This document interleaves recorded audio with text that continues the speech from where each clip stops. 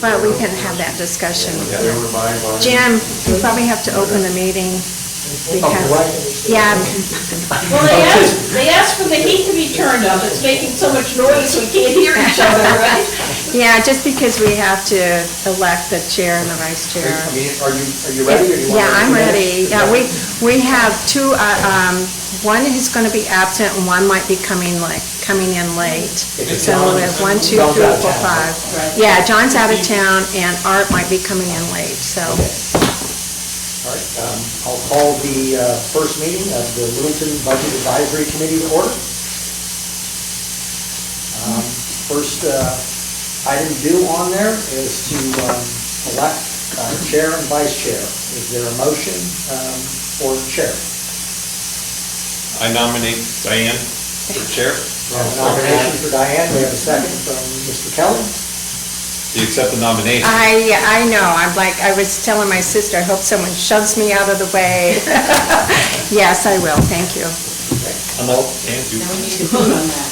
All those in favor? Aye. It's unanimous, and so you are shackled to the chair for another meeting. And Would you like to take over now and take the next step? there you go. Okay.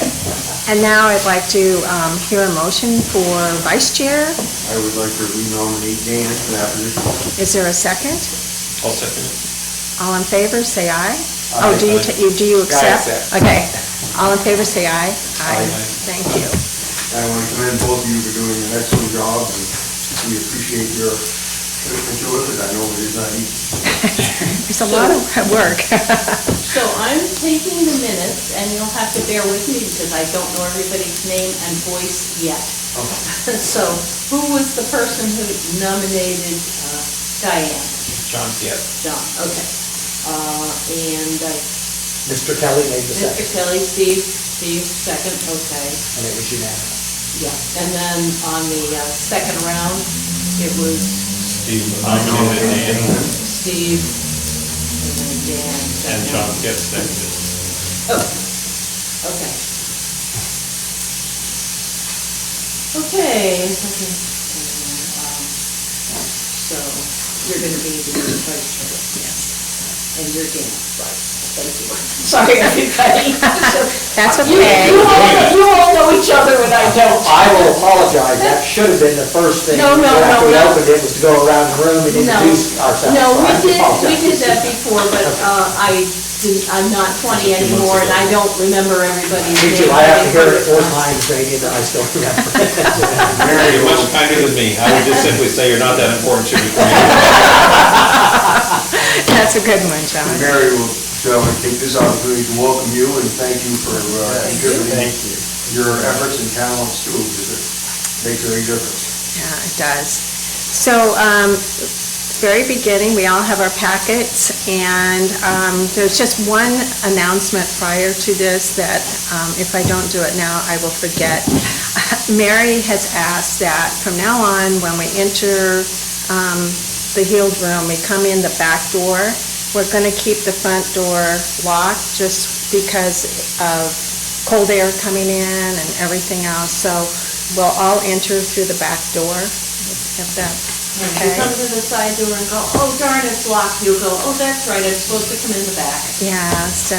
It doesn't matter in the summer, but in winter, it really makes a difference. When I got here at 4 o'clock, they were low o'clock. He goes, where are we today? So I was really good. That's good news. I had asked Jim to kind of give us an overview and maybe walk through some of the forms and some highlights and some challenges that we will have this coming year, and whether maybe some new positions, some new changes, just so we can kind of keep them in mind as we go through this.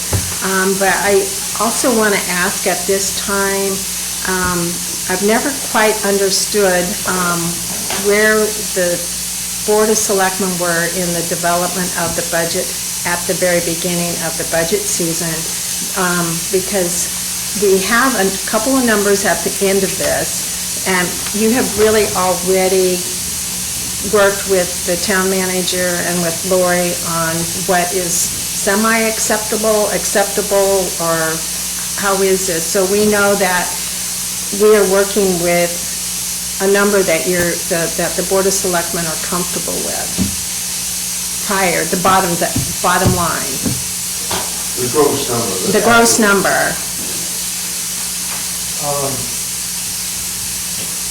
You want me to answer, Robert? Yeah, We have it, Okay, so as a group, they haven't sat down with us in terms of this draft. You actually have it at the same time. Because we have They to got have a meeting Yeah. after Monday's meeting. Monday's meeting. We'll find out. so Monday's meeting, you should be able to tell us at our next meeting? Yes. I would hope so, because I need some direction from them. First of all, I mean, back step. We're still missing some information from the school, which is also necessary for the DRA, to even talk about what the tax rate can be. So I sent an email to the interim superintendent today, because we haven't been able to get information from the business manager. And all of those forms were turned in, so there's a component of it until we know the school size and how it impacts the overall numbers. And then we've got to sit down with the board. I mean, they've given me in a meeting an idea of a reduction they would like in the current millage, which would be the bill that goes out Right. for December. And that affects the bill going out in December and April, but kind of doesn't affect, it does impact the number on here, but just makes the number Yeah, next year where we adjust on the reduction in the height, so I mean. Right. So there's two moving pieces on there, so Lori is, for a couple of weeks, trying to get information from the schools to help push this along, so that is a missing piece, and so without that, is that missing piece more? Their tax. Their number other than, because I just emailed Patty today, and I said, so I know the school board has already decided how much they're returning. What is that number? and that's what we need. 523,679 is what she told me today in an email. She answered it. Yeah, she did answer me. So 523,679 is what the school will be returning to. I don't know if there's more, I don't know if they, Oh, that's the money they're returning, that's not the millage rate. no, not the millage rate. Surplus to be Yeah. returning to. But there might be, That's what they're returning in addition to, it was like 700-some thousand of state money that Right. they didn't Yes. spend. Okay, Yes. so it's like 1.2. yes, Okay. but And anyways. the 7+ of state money they couldn't spend without a vote, correct? Right. And so they chose to use it to buy down. I think it has something to do with free and reduced lunch, it's some formula out of the state, and it's money that can go to Right. something they can't just use it where they want to, and wherever it needs to go. They can only spend as much as the taxpayer has told them they can spend, and when monies come in afterwards, yeah. I'm lost track of what we're discussing here. I thought we were asking, does the select board have a number that we're trying to stay within on the tax rate? That is what we're talking about, correct? Yeah. And you said we can't give that number yet. We haven't had that meeting with the board because we don't have all the information we Right. need to sit down and have that meeting. And then So- yeah. So the short answer Can I is move not. that we move on? Short Yeah. answer is not yet. Not yet. Yeah. Okay. Okay. Last time we spoke, it looked like maybe a reduction. Okay. Yeah. Okay, and to add a little confusion, but when I thought you asked the question, I thought you were actually asking for an acceptable number for the increase in the budget. As opposed to Okay, changing we'll move that. on, and when we come to that part, I will spring the question again, okay? Go ahead, Jim, thank you. Well, to say some of it is a repeat. I mean, every year, there's always a challenge. There's more demand than there is resources. We also have to take a look at, using the school as an example, other entities and the potential of their warrant articles and how all of that ties in. And while it's separate from the town, but it's the same people that are paying that tax. So if you end up with an X number of millions of dollars for a school, I mean, I'm trying to be aware of what we would be asking folks so that we try to kind of balance those needs.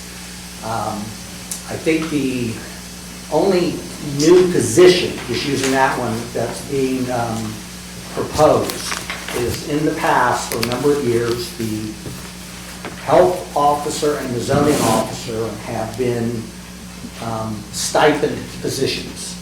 And Milt has served in that role, at least in the time that I've been here, and has advised that he's retiring from both roles at the end of the year. The calendar year. Calendar year, December. And so, knowing the increase that we are having in health issues, zoning issues, which ties into a problem that the fire department is having involving inspections, we're proposing to take the duties of the health officer and the zoning officer and tie them into a like fire marshal inspector that then would encompass all of those duties, and that would be a staff person, and it wouldn't be a stipend anymore. The stipend right now is $18,500, counting the zoning and the health officer, so we're proposing to move that over, and the difference between that, Lori, About 24,000. yeah, about $24,000 then in terms of a full-time position. Now that's something the board is going to have to tell me yes or no on, but if you sat with us on a weekly or bi-weekly basis at a development committee meeting where we kind of deal with health issues and code issues, they've increased since I've been here, and I admire, you know, the job that Milt's done, but some of them have processes where we have a code case that may be taking 3 or 4 years, and we need to have a quicker process when we have a dilapidated building or, you know, health issues. And then the fire department has been using, I think, Chad, if I'm wrong, correct me, kind of like a call firefighter for inspections. So we're kind of paying for that through a call firefighter, but it's not always dedicated that there's one person that can do that. So we want some consistency, and there is some overlap in all 3 of those roles. So that is the new position that we're proposing, and I think it's about $42,000 or $43,000 is the total salary. Yeah, but you gotta throw all on top of that, don't you, for the gross cost? Yeah, then you have benefits and Time, time. Yeah. vacation, and Yeah. so it gets a lot more than, I Yeah. wouldn't present it as $45,000. Oh, I said that was the salary. I know, that's what I was saying, Jim, I would be sure people understood that we were talking, Plus benefits. yeah. 40, it's salary plus benefits. John? Last year, we also found out that we haven't done any sewer inspections for, on the commercial side for probably ever or whatever, and there's lots of non-permits out there. Would this position cover that as well? No, we already have a person on board that has been with the town. And when they were initially hired, right before I got here, it was under building maintenance. And it took about a year for me to realize that they were actually hired as sewer. Okay. So for the last year, I'll say 50% was in the general fund, 50% is in the water and sewer fund. Water fund, yeah, No, just sorry, sewer. sewer fund, yeah, excuse me. Tongue Okay. slipping. But, going to your point, John, this year, after the passage of the wastewater treatment ordinance, which has put some teeth into now a program we're doing, 75% of his time is now being spent on exactly what you're talking about. So in this new budget, what's being proposed is 75% of that salary is being paid by the wastewater fund, and 25% would be out of the general fund. So we'd be passing 25% of that cost off to the wastewater fund. So Okay. to some degree, there'll be some offset between the 2 positions. There's some savings on that end, and then we pick up the balance on the inspector. Well, they're 2 different funds, but the inspector and Eric's position will be 25% of the general fund. Thank you. Thanks. And that is a program that, you are correct, has not been done, and there are some folks who don't have a discharge permit. We are under mandates from both state and federal, and so we need to get sure that who is discharging into our plant is also under the same mandates. And that will be covered more when we discuss wastewater Yes, ma'am. treatment plant. Thank Yes, you. ma'am. Yeah. Health insurance, I think it was 9.8%, Lori. Those costs went up, you know, for us this year, and we've got that breakdown in terms of, you know, that information. You'll see an increase across the board in the street light line item, and that is because we under budgeted in 2023. I did a 37% increase, and I think it ended up coming out to be a 50% increase. I checked with water and light. There is no increase for 2024, so I can use 2023 numbers to better calculate what 2024 would be. So you'll see an increase in like a line item like that. Welfare will be up. New Hampshire law says, regardless of what you budget, you have to spend what the demand is, and so we're budgeting based on the demand. COVID, it went down, or let's just say that there was so much federal money out there through TRICAP and others that it masked the problem, but the problem didn't go away. And now TRICAP is no longer paying for costs and homelessness and some of the other issues. So now those folks are back at town hall. I think we're going to see in this proposed budget fewer ARPA funds, maybe none, maybe. I have no idea. Yeah. But that's really going to be driving some of the change here. We have right now today, actually it's less because I have to take the defibrillators out of there. But let's just say tonight, and I'll give you the exact number, we have $84,000 left in ARPA. Is that from the county or from? No, that's from the federal government. Okay. We did get some money from the county, the board accepted it, and then we used it to buy a piece of equipment, so that saved good warrant article. So we put it there. So that 84,000 minus whatever it is for the defibrillators, there's going to be a few items that we will use to purchase, so that money, some of it has to be spent by the end of this year, and there's another portion, I think, by the end of 2024, but we will probably spend almost all of it this year. And in fact, I wrote a note earlier this morning because Chad just sent me an email yesterday, and I didn't print it and have it with me because I have that right now. We're at like 84,000, but I need to deduct. The board has already approved them buying AEDs, you know, the shock things, because we don't have them in town buildings and whatever. And we had somebody collapse in the lobby of town hall and had to run down to the bank to get their thing to. Thank goodness the bank had. Yeah, so we decided, and we don't have them in Parks and Rec and kids and whatever, so we're going to be buying those out of ARPA because they'll fall into there. So that way we'll make sure that there's one in all the departments where they need to be, where people could congregate in terms of that basis. And I'm sure you're figuring out who gets trained for that and who does. I mean, I don't know. Can anyone just grab those? Technically, yes. Technically, I mean, you open it up and the box starts talking to you. The scary part is, and I won't say who it was, we don't need that, but the person who had collapsed, and before the fire department got there, I was opening the box, and the first thing it says is, tear away their shirt or their top, and it was an elderly female. So right away it's like, oh God.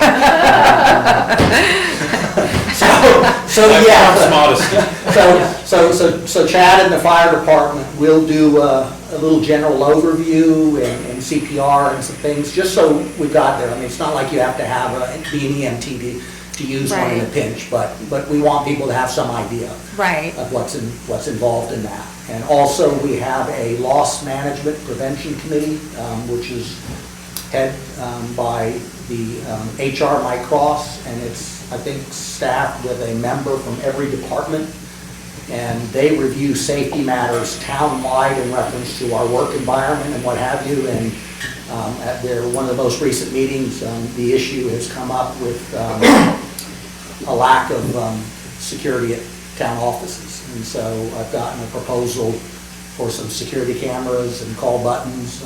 Security cameras don't necessarily stop something.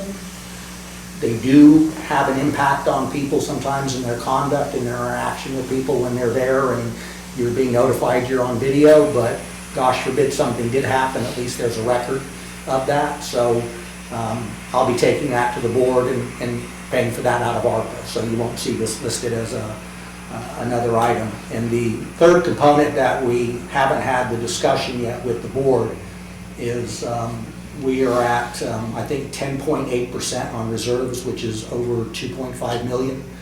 And the board has always used some portion of some of the reserves.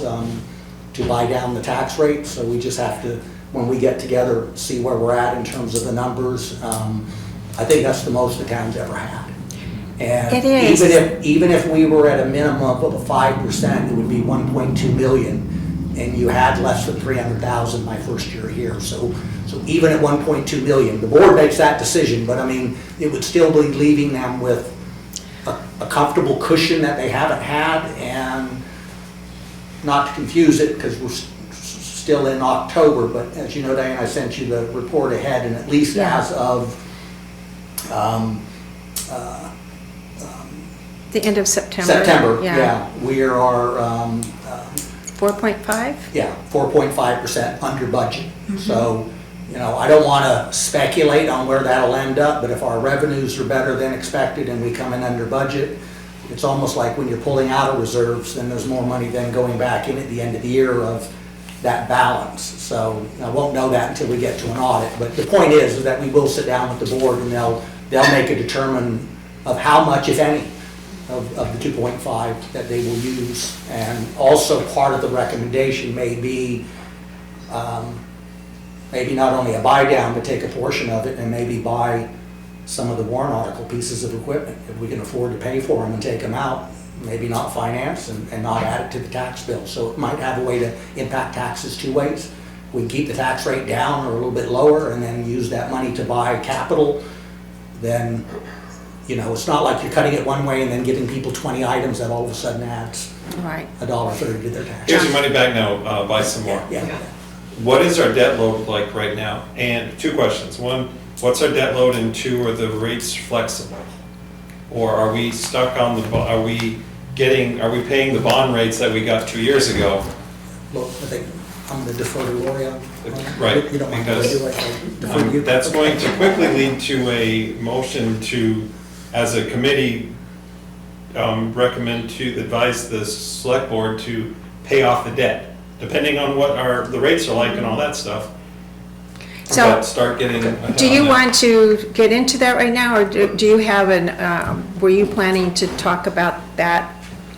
Well, as part as we go through this process, part of the report is Lori will give you our status of where Okay, we're yeah, at. okay. Debt last year versus this year and what trend we're on. So, I mean, that number can be there. And if, I mean, she's got it in front of her. Okay. If you want to just answer John's I mean, question, just please. a quick answer is just the debts that we do have are at 2.2%, 2.5%, 2%, and 2.9%, so they're pretty low. Yeah, I would So I not wouldn't touch recommend them. buying those out. No, so, But any new stuff would not be at those rates. exactly, Right. So that So may that'd be be a where better we way can to- look I at could what see your portion capital of- purchase Yeah. stuff, yeah. yeah, take Yeah. cash.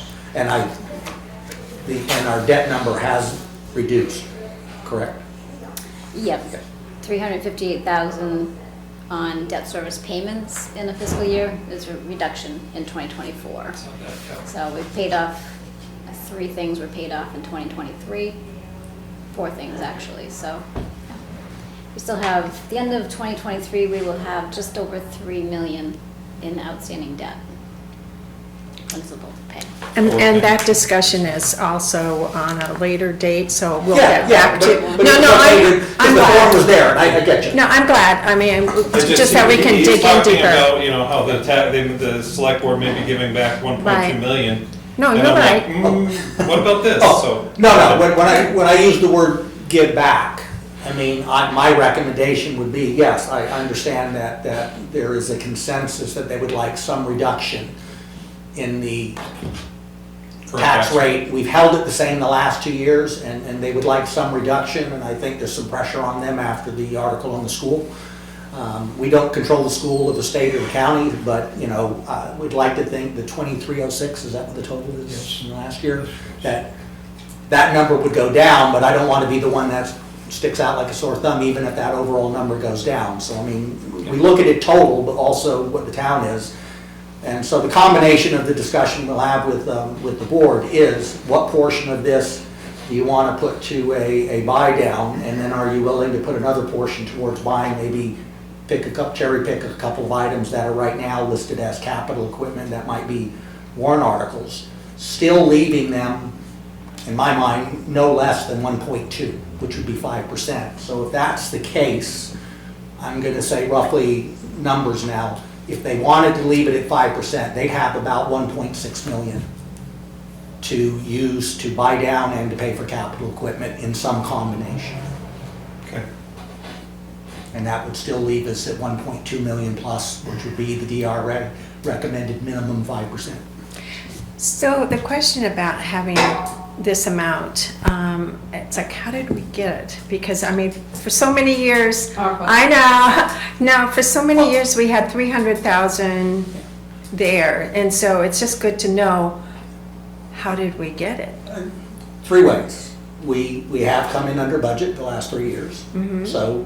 That's good, yes. And revenues exceeded Okay. what we expected, and Mary hit it. ARPA. ARPA money allowed us to buy other things that kept us under budget to some degree in some areas and whatever, and you know, and took advantage of that. And so, you know, not just here in New Hampshire, across the board. I mean, I'm reading articles now that the communities that were so, are gonna have a tough time weaning themselves from that.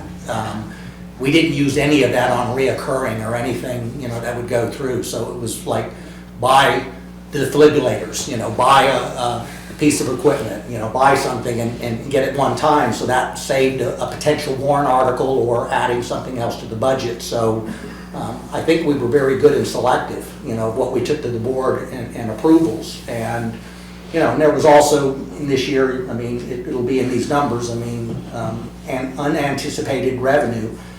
There was some blips this year due to the Invest New Hampshire. We got $120,000. There was a workforce housing project that was approved in Littleton, and for every one of the units, we got $10,000 per unit for the town. And so that came in, and we've used some of that again, you know, through. So there's so it's a combination, you know, of we have come in under, we've had revenue improved, and then we've been able to use some of those funds in some targeted areas strategically to keep the budget where it is.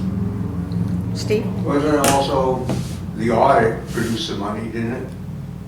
I don't know. There was almost close to $1 million that should have been borrowed that wasn't borrowed. Well, And the so audit once was that 2 borrow- things. One was the loan that was Once the approved. borrowing Yeah. took place, it paid back the fund There we go. balance. Thank you. That's right, so. Yeah. And also, aside from that component, there was some other pieces, I think the audit ended up showing we had more, aside from that loan that wasn't advanced, that we had more money than what we thought we had.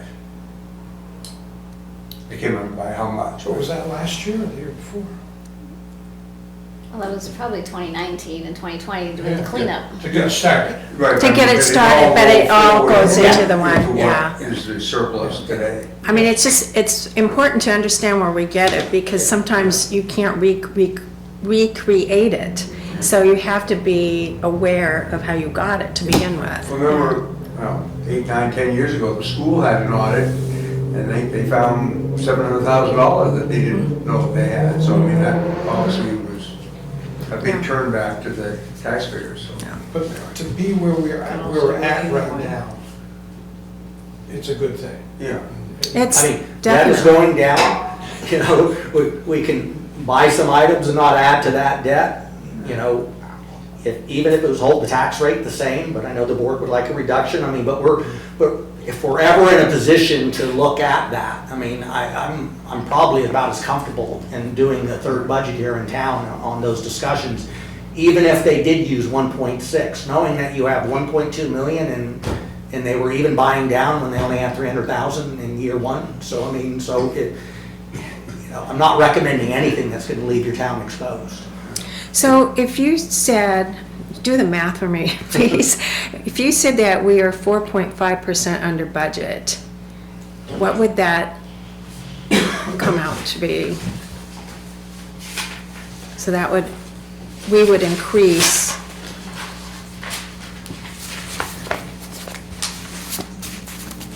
I mean, I know that it might not happen, but just to have a general idea of what that would be.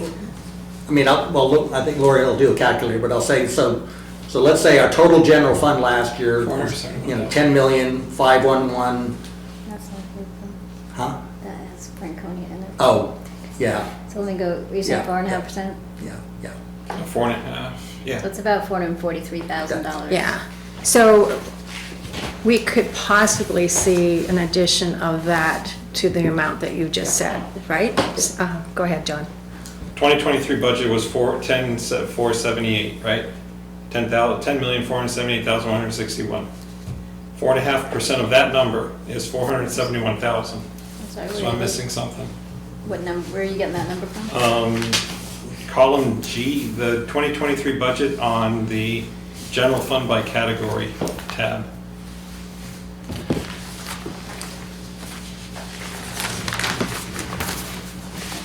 You're looking at the new paperwork, okay. Sorry. Yeah, so- I'm using the spreadsheet you gave us. No, so we use the 9,854,096, because that's the general fund piece. The How other much- parts are monies that are being transferred out.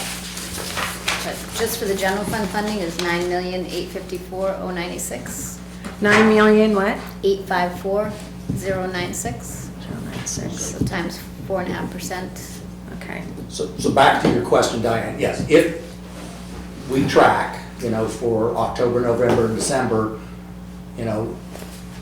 like, for example, last month it was 3%, so we improved it in September, but, and it's not like the federal government, we don't have departments that go out and run and spend money just because you haven't spent it yet.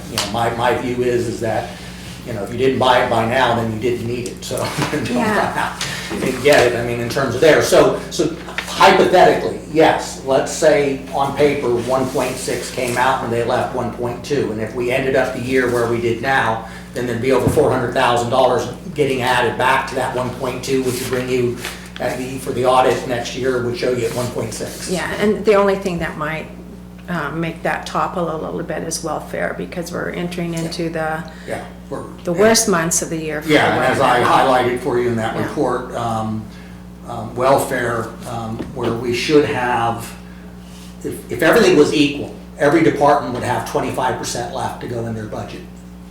And welfare's got 4% to go.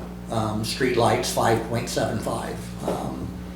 Legal, 22.34. And we have 2 line items in legal. The general legal, we're okay. It's the labor legal that we didn't budget enough because we didn't expect to have a new bargaining unit. So we didn't think we'd be doing bargaining this year. That's fine. Did you have another question, John? You had raised your hand. So you brought up again, maybe you're using the wrong tab here, but if I do the general fund by category, and this doesn't have to be answered on the spot here, but if I look at, the total the budgeted for 2023 versus the so far expended as of 9/30, so we're 3/4 of the year, way through the year there, correct? Yes. Okay. Yeah. So most of them were ahead, one of them was almost spot on, and, Culture and Recreation is at 0.74 of its expenditures, given that. And the 2 that are most concerning for the future is the welfare, which you said is used up 96%. So that's obviously gonna go a fair amount over. And then the capital outlay for equipment leases, I'm guessing that's pretty front-loaded on the year. Yeah, that's it, Yeah. that one, that's done. Yeah, some of those numbers, if you went through, you'll see some, and you'll say, well, wait a minute, that's a problem, but as Lori just said, some of those are paid, so it just allocates out, so each month goes by, that percentage will. Yeah, it makes sense that that one's all Yeah. paid up because that's all you do for the year. I got you. So the 3 that have kind of been tracking as concern are, as I said, legal, streetlights, and welfare. Streetlights, bad on me. We did 37, and it came out about 50, so we'll fix that. Legal, it's a moving target. You can just look at history in the sense of what you've done. You try to calculate that in. I think we adjusted last year based on the year before, and as I said, if we kind of did the general line item, the legal things that are land-related, development, zoning, questions for the Board of Selectmen, we're at 35.01, so they're 10% above, under 10% under budget. And but when we go to the collective bargaining, it's called, and it's not just collective bargaining, anything to do with labor, I put in that line item. And so there are some other labor Issues, yeah. that go on. So it's not, I don't want to just say that's all union bargaining. Right. We've had a couple cases and an ongoing case, and again, we won't get into any, but there, so any legal expense involving labor I put there. And so right now, that is negative 70.51. So we budgeted it at 15, and we spent 25,576. On the streetlights, though, that's a negotiated bill with water and light, isn't it? No, we get charged rates differently depending on where the lights are. There's a governmental rate, and there's some of our lights are in areas that are commercial rates. So I mean, like, there's a difference on. Streetlights? Mm-hmm, mm-hmm. I thought there were no meters on streetlights.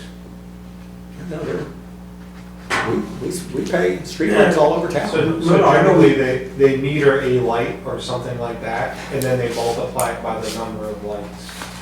Okay, They meter one light. Something like that. They have a way to account. They were not metered, as far as I know, it was always a negotiated rate, and, you know, if that was it, they lost their argument about what they need to change based on whatever, and, okay, but I mean, but it's not like it should be a surprise at the end. Don't you know what they're gonna charge you for the upcoming year, going into the year? No, last year, when inflation was going where it was at, there were things in the paper that it could be 37% and what have you, and I think when they ended up finishing, it was almost a 50% increase Yeah. in their rates. Okay, So at the time we were doing ours, we used the 37% figure, and it ended up being a They higher didn't increase. tell you, based on our changes, that we think that this will be your bill next year. I They've think, now told you that the bill for next year will be the same. Yes, I have that in writing from Littleton Water and Light. I mean, You didn't get any special treatment more than any other ratepayer. no. I In have- fact, the irony, I mean, I say not irony, but it's even unique, and certain lights can have there is a municipal rate or what have you, but then we have some other lights that quite honestly are in the River District that are billed at a commercial rate. So there's not a standard billing rate for streetlights. It all depends on where Should they there be? are and what their use is. But that's the questions that Littleton Water and Light might have to answer. I just get the invoice, and I don't mean this in any way. Listen, there's no negative relationship between us and Littleton Water and Light, but we've never sat down and said, okay, let's barter over what you're doing. Now, what they are doing as part of the resolve to that issue that was there is when they do something for the town in reference to in-kind, they will send me an invoice showing what the amount is, and then they zero it out. So at least we're able to kind of have a record more, which is what the board was looking for. You know, so we have a justified record, and we're getting their quarterly or their monthly reports, and, you know, everything is exactly like it's supposed to be, but it's not like we get a special rate. Even for sewer and water in a community, you know, a town hall, now in this case, I don't know how that's done, but across, you pay the same rate as the customer. So it's kind of ironic, but because it's an enterprise fund, it's a business fund, so it's treated as a business. The question I had was when you said street lighting. I wasn't questioning the electrical bill for the highway department or police No, department. this is streetlights. Just street lighting. How much do we pay for street lights now? So there's a light that's down behind the bank that's metered. I don't know if that's one that they go. I would trigger that off and motion sensor. We budgeted 68,909. We spent 65,072 as of September 30th. I mean, for years, that bill was a flat rate, 50 grand. Okay, I will For take years, Yeah. but maybe they've done some Water and changes, and light. that's not a bad idea to meter 1 or 2 lights or whatever to see how that averages out. Okay. And let me clarify that for you, because I say street lights, but in that is street lighting, is system improvements, small amount, but we haven't used anything, like if a light pole or something had to go up, because we paid for that, but we didn't spend anything there. But that is also a cost of, right now, we budgeted $20,780 for rental and lease of fire hydrants, so they're in that line item. Now, maybe they could be somewhere else, but that's where they are, because Littleton Water and Light is, Chad, am I saying this right, that actually owns the hydrants? Sure. Yeah. They do, Yeah, yes. yeah. So it's in that line item, so it's a combination of streetlights and fire hydrants. And that too is on another meeting date. I mean, we can talk about it tonight, but I'm just letting you know that we're gonna follow up with more questions and stuff. I have a question about the legal, just because I don't know how it works. Do we have like a base contract with the attorneys, and then beyond that, or for certain different types of things, we pay extra, or how does that work? It's not like a base contract. I mean, you pay, if we don't use them, then we don't pay anything. So every time What we get you is. call or ask a question Yeah, or something, but there's a an charge. agreement ahead in reference to what's called like a municipal rate. So, I Right. mean, and there are three primary law firms that we use. Two in reference to general and zoning and planning issues, and then the one primarily for the labor, the bulk of it goes to the one that does the union negotiation, but within that other line item, there are some labor issues in there. And I will say this is not a negative anywhere, but I've always worked with one firm. And then if that firm can't do it, then they'll get that. But most municipal firms have everything that's in there. I'm kind of still, even though I'm into my almost 3 years now, trying to get some understanding from some of the office. Why do we use this firm for this stuff when this group could do it? It has to be hard because you're like dealing with past, but yet you don't, And I think some of it is out of habit. It was like, oh, well, we always use them for Yeah. zoning or planning. And I'll give you an example. Chad was in that meeting when we talked about the health and the zoning issues. I am moving that from one firm back to the main firm that we use now. And what I learned is that the reason they lost it is that there was a person handling that wasn't responsive to the town, so the town said we're taking that elsewhere. And the irony of it is that person went to another firm that we were using. Nothing against them, I'm not saying in terms of there, but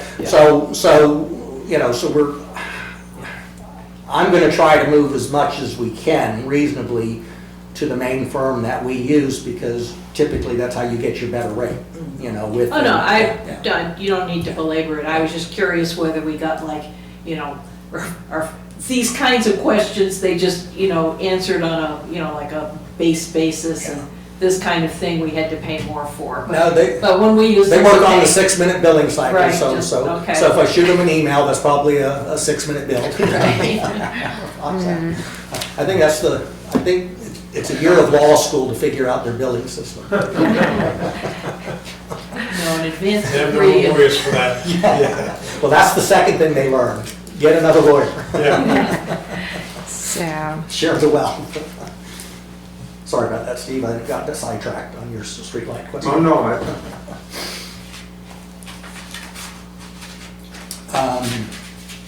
So you'll see an increase in again, the legal, you'll see an increase in the street lighting, and you'll see an increase in the welfare.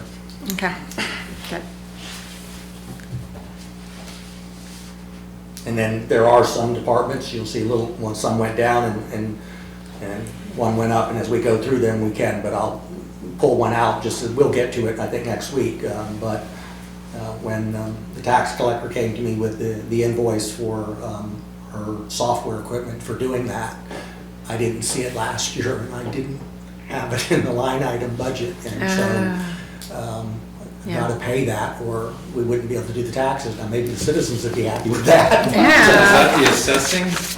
No, there's the assessing side. This is a Visionware. It's a software program that is actually used internal, and it's like a one-time annual fee, and I'm going to say $10,000, $11,000, something like that. So, so in the tax collector department, when we get there, you may see a line item and say, oh, wow, that went up $11,000 from last year, but it specifically will tell you what the item is. And I think we're online to do department starting next week, so we can get into the details on that. I'm just using that on an example. There may be a department here and there where there could be something like that that came up. I think that's the only big one that slipped by me, other than the difference on the 37 and the 50% on the lights. So going back, I know you have a little bit more, but going back to the health insurance increase, 9.8%, right? Last year, Lori tried to steer us in one way, and we said, well, no, we want it another way, but now I want it both ways. And we've done it both ways. Okay, good, okay.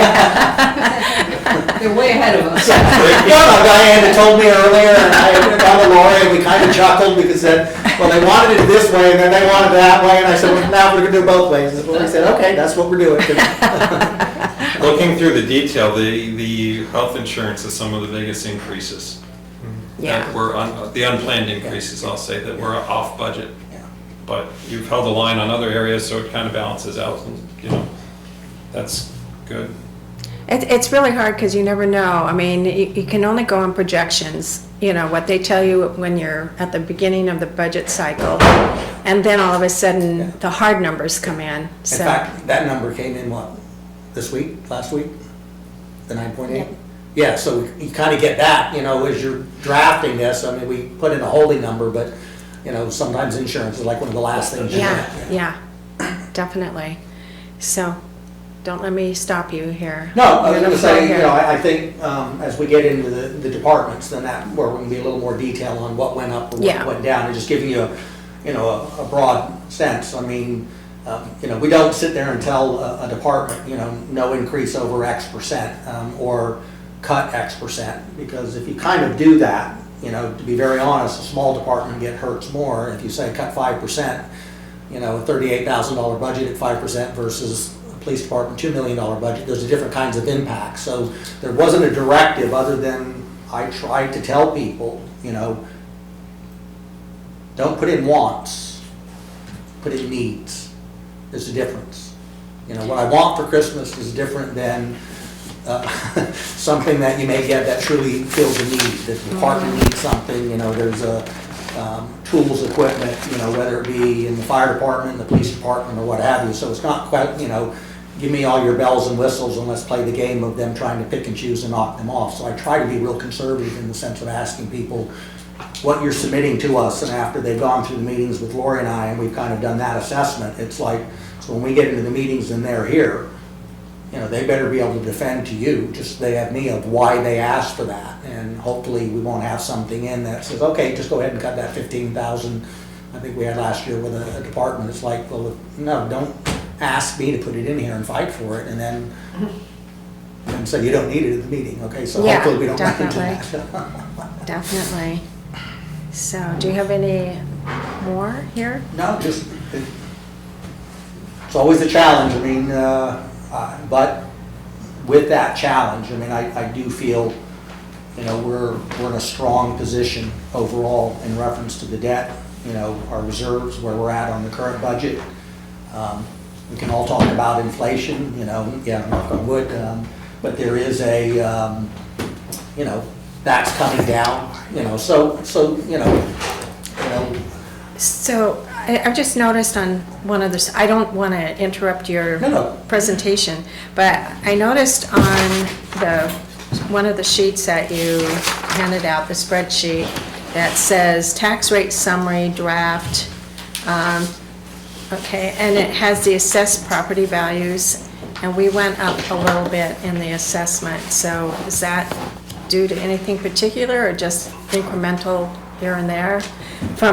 We went up from, let's see if I have it here. New growth, New growth, Yeah. 720 yeah. million to 804. Anything from a new home to, you know, a new business, you know, because the overall assessment is done every 5 years. So unless you put a deck or something on your house that then comes through and that gets brought up, and, you know, and I'll just pull Walmart out. I mean, just say Walmart came and added a bay or something like that, then their tax rate may go up. But unless there's no change, the way we have it here is they're technically, other than the rate, your evaluations kind of stays, you know, I don't want to say stagnant, stay the same. I know your house is appreciated, but it's not like you're getting taxed on that appreciation. No, not yet. That will happen in 2025 when Yeah. the complete reval is done, and then the game will start over in probably 2026, where you have to have a pretty significant overlay as people challenge that, and from businesses as to whether, you know. Nothing from the hydro though, I mean, because at one time they were. No, that's still a straight payment, you know, that is coming up for negotiations, Until when? I think, through 2024. Oh, pretty soon. I'm just asking because they had projected or surmised that they were gonna make certain improvements, and I didn't know if any of those Yeah, had already yeah. happened. No, some of that's ongoing, I can check with San Souci that handles our industrial and our commercial. But I know KRT, which is our residential, and all of them are, you know, their figures are in here in reference to kind of preparing for, you know, prep, pre-val, or reevaluation, and then you will see, you know, those numbers in 2025 when the budget's being done in reference to that impact. See, I don't think they have that low flow generator going yet. Okay, that's what they were thinking about, yeah. And It was a, once it's it was a online- 5-year pilot. Yeah, yeah. 5-year pilot, so. And I've been contacted by a couple of towns in Vermont that also, you know, are off of the same system, and so we actually said, well, let's work together. If we're using the same firm, so let's kind of share some of that cost, because you're getting the same numbers, so why should we pay that cost? So I may be getting at least some couple agreements from two of the towns on the Vermont side that are willing to work with, because they're using the same appraiser. Right. So, you know, we can maybe, if this price is, you know, is $100, well then, maybe our portion is bigger, but at least we're not paying $100, so. 100,000, yeah. Yeah. Well, I mean, I was just curious because I thought that they were gonna make some improvements, and it's been Yeah. 5 years almost, so I didn't know if those had actually And, you know, and happened. now, to some Because- degree, what will help is the sale, because that does set a price, but at the same time, I know people could jump to that right away and say, oh gosh, that sold for however many hundred of millions, so that means that should double, but that's not necessarily how it works. There's still a lot of massaging that has to go through there, and whether a pilot is the direction or not, that would be the Board of Select would do that based on maybe once the assessment's done of where that's at. It may be, you know, an entity like that almost pays 50% of your town's taxes. I think we're at 9 point something, you know, 4 million comes from the pilot. So what I mean by that is it may be that both to the business and to the town, it may be worth negotiating something so you know you have certainty for 5 years instead of spending a couple of years in court and rebates and overlays and whatever. But that'll be something the board will, you know, decide when that number comes in on what would be, and that would be most likely be in 2025. Yeah, I'm not questioning. Yeah, no. No, I know, I'm not questioning that, I just thought that if they made improvements Yeah. equaling this amount, then they were supposed to notify us. Improvement to your house, that would show up, and that would, but the fact they've got a pilot agreement, we wouldn't see it in the pilot agreement, that will show up in the new one, because I think the pilot agreement, it was fixed. Yeah, but, okay, so you're saying the 4 million, I mean, obviously, we're talking overall town, not just the town side, we're talking town and school. No. Pilot only goes to the town, doesn't Pilot it? only goes to the Okay, town. but those are, that's because that's the way it was structured, that's not. It doesn't have to be that way, but That's what the original intent was, and that's not what was originally stated. Right, but that aside, so I mean. Yeah. But the school also didn't have to settle and pay a bunch of money back, so, okay, I mean. Yeah, I know. But that is still not what was said at the table the day that it was laid out, that happened after the fact. Yeah, that needs to be taken into consideration. Right, but that's, I'm just saying, so I mean, when you talk about yes, they're a huge taxpayer, but you gotta look at what they're paying against the overall town tax bill, not just the town side, so to speak.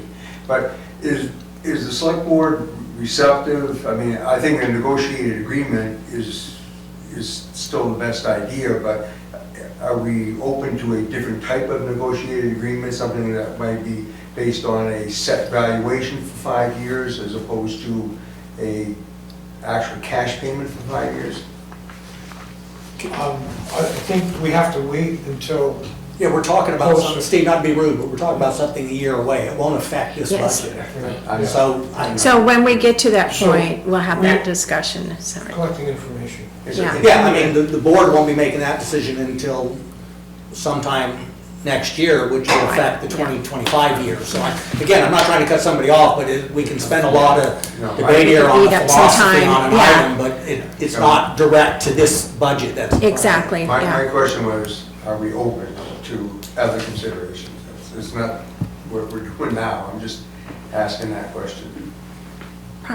And yes, and there's no wrong answer, I mean. Right, yeah. And it's just the second one, who is gonna be doing the negotiating?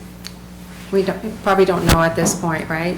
The assessment is done by Sam Susi. Sam Susi? Yeah, that's the assessment part, and then, once the figure is done, then there's negotiation or squabbling over, oh, no, we Yeah. don't think we're worth that, and then all that goes on. So there's a point in time where, and that's, Steve, where does a pilot come out of it, or do they get, taxed on a certain valuation, at the current millage? I mean, so that's a debate, that the board will have. Okay, but who's actually gonna do the negotiating? Is that the law firm, or is San Souci the one who does the negotiating? Well, the law firm gets involved on that. I mean, it's like. San Susi and then our law firm, the two, and then, okay, Okay, I was just off. yeah. It's down the road Premature. a bit, but yeah, I think Steve's just saying that Yeah, no, there should be more No, town it's discussion on a it. serious issue because Yeah. it pays a significant portion of the town's. It used to pay 40%. Yeah, which is Yeah. about, which is about, if we're 4 million and say we're 10 million budget, that would be 40%. All right, so Okay. moving right along, I think I also had, I don't know what your presentation mode is here. We have revenues. I had asked about revenues. Are we gonna have any, if you wanted to go down the revenues, are we on target with most of our revenues? Are we having any increases or decreases on projected So if you want to revenues? look in your packets, the first sheet is the summary sheet that you were just talking about. But Right, The this second one right sheet here? is actually the estimated revenues. Pretty much holds firm to 2023 estimates. We still haven't finalized 2023 with the DRA. That's part of setting the tax rate. That phone call comes and they, tell us what the actual numbers will be for like meals and rooms, distribution. That number could go up this year, so, we try to keep the same as 2023 when I estimate for 2024. Quick question on the rooms and meals. Is it tracked to the rooms and meals that are collected in Littleton, or do we get a prorated across? It's a the board? statewide formula. Okay. So even communities that don't have hotels and whatever get some revenue out of that. Based on population. Yeah. Okay. What Totally portion is the unfair. donor? Yeah, So I just tried to be a little conservative on the subtotals for taxes at 4.3 million, a little less than 2023. Licenses, permits, and fees at 1.5 million, again, just a little bit less than 2023.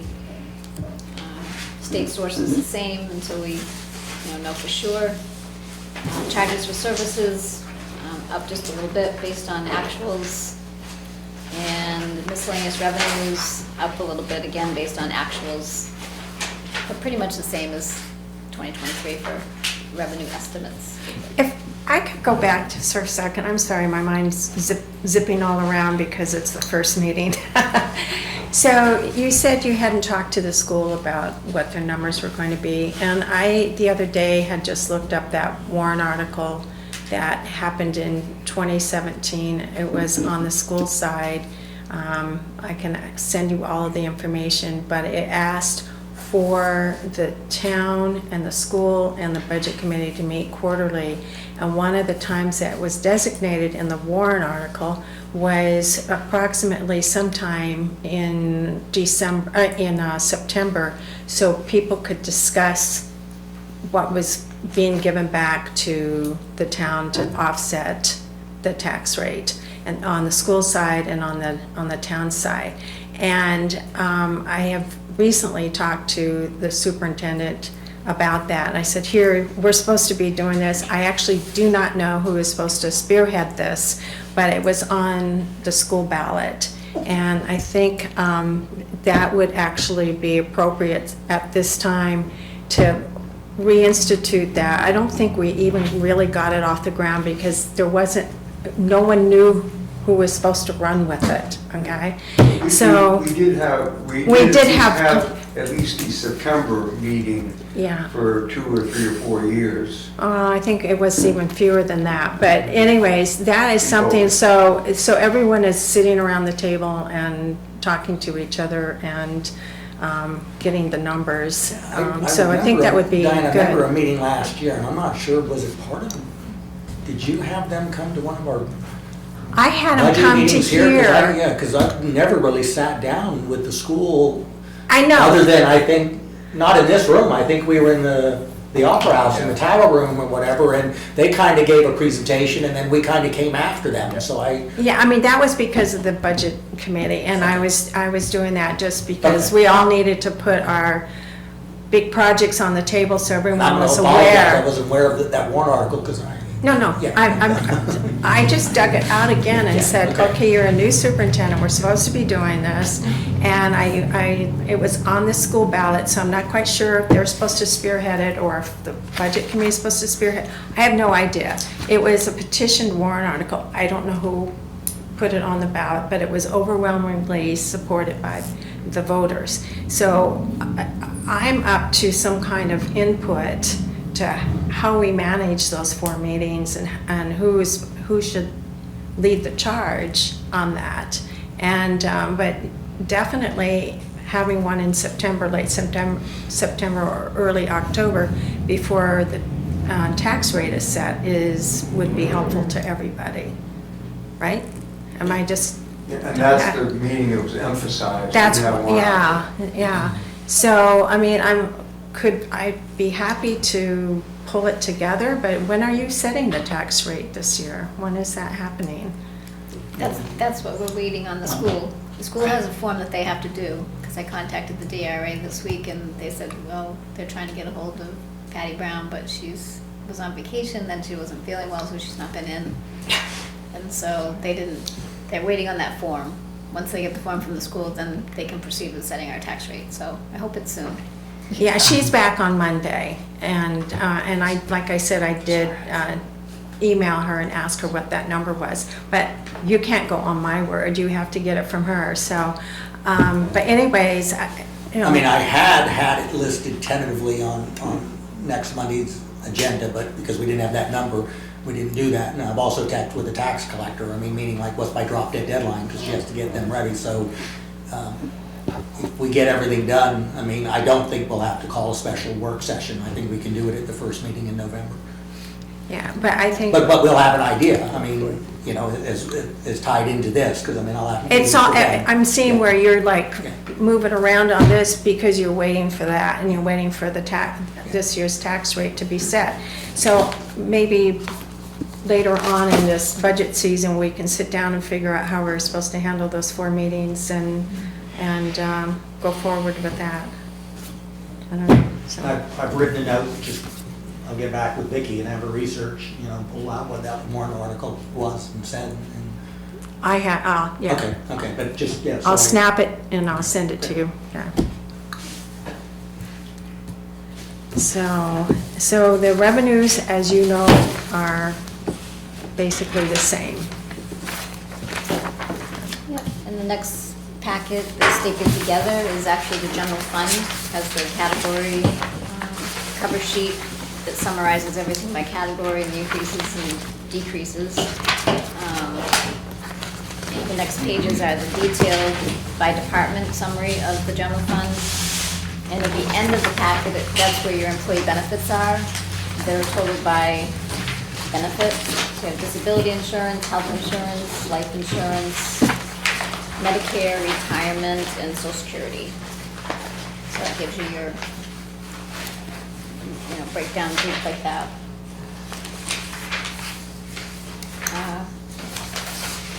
That's the only thing I would point out when looking at the comparisons, there's the last column is the difference from 2024 versus 2023, so it shows you the increase, decrease. Just keep in mind that we had union contracts in 2023 that were voted as separate articles.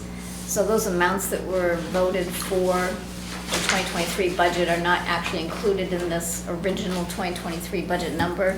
So it might look really large for an increase, but keep in mind that that would be 2023 and 2024. The first 3 months, right? Is it the first 3 months? I'm talking 2 budget years. Okay.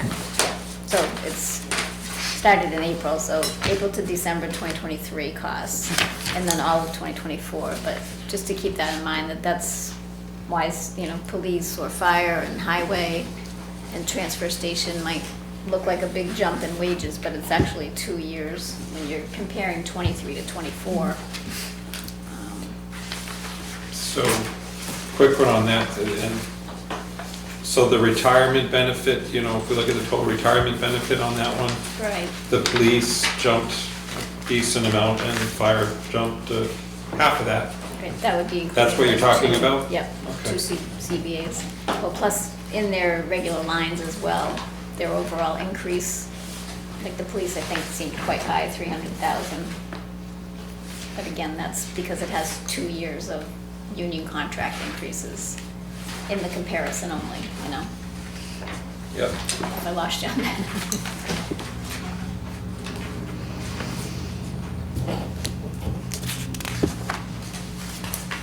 And then the last page is at the end of your revolving fund, well, the sewer budget, and then the revolving funds for park and rec and transfer station.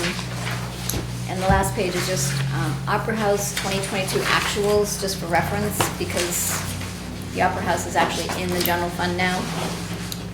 So they're on your general fund sheets, except for 2022, they were separate, Okay. so.